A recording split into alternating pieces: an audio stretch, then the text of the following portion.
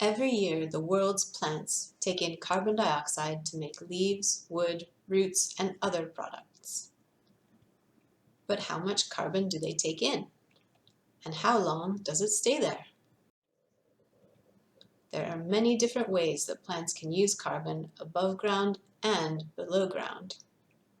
So it is very hard to measure. We measured how much carbon is taken in by plants in a different way. Nuclear bomb testing in the 1950s and 60s produced a special kind of carbon called radiocarbon. We know how much radiocarbon was in the atmosphere and in the ocean in the 1960s from measurements that were made. The rest of the radiocarbon, therefore, had to go into plants and soils on land.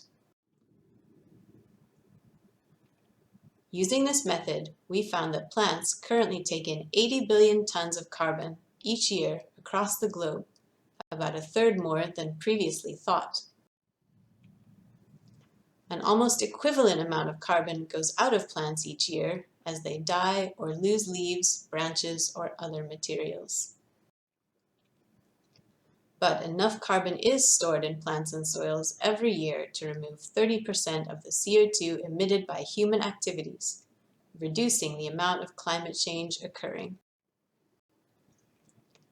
Our study shows that current models that are used to predict climate change underestimate the carbon taken in by plants, and they overestimate how long the carbon remains there.